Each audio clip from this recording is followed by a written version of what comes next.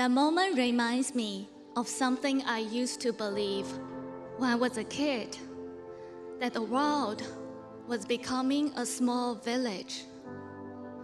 I remember being told we will be the first generation to end hunger and poverty for humankind. My program at Harvard is International Development.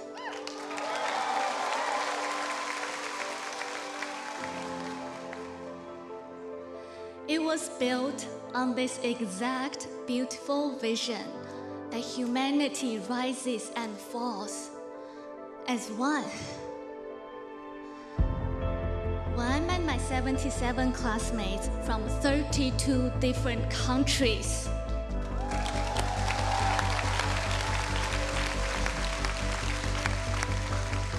the countries I knew only as colorful shapes on a map turned into real people with laughter, dreams, and the perseverance to survive the long winter in Cambridge. We danced through each other's traditions and carried the weight of each other's worlds. Global challenges suddenly felt personal. If there's a woman anywhere in the world who cannot afford a period pad, it makes me poor. If a girl who skips school out of fear of harassment that threatens my dignity.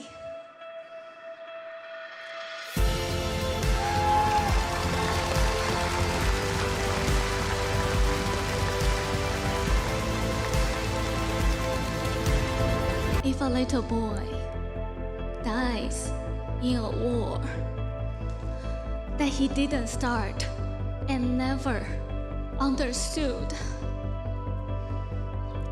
part of me dies with him.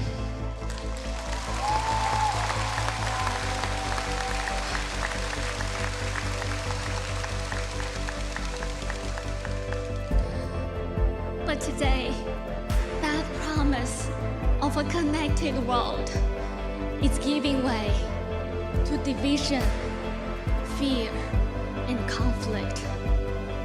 We're starting to believe those who think differently, vote differently, or pray differently, whether they are across the ocean or sitting right next to us, are not just wrong. We mistakenly see them as evil. But it doesn't have to be this way. What I've gained most from Harvard isn't just calculus or regression analysis. It's to sit with discomfort. Listen deeply and stay soft in hard times. Because if we still believe in a shared future, let us not forget those who we label as enemies, they too are human. In seeing their humanity, we find our own.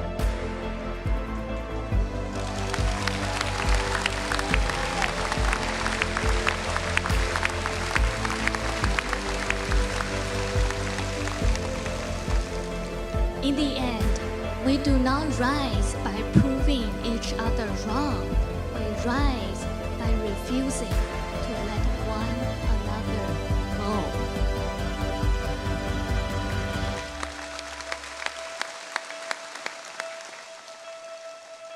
So, class of 2025, when the world feels stuck in spinning ghost mode, just remember, as we leave this campus, we carry everyone we've met, across wealth and poverty, cities and villages, faith and doubt. They speak different languages and dream different dreams, and yet they've all become part of us. You may disagree with them, but hold on to them, as we are bound by something deeper than belief, our shared humanity. Congratulations, class of 2025.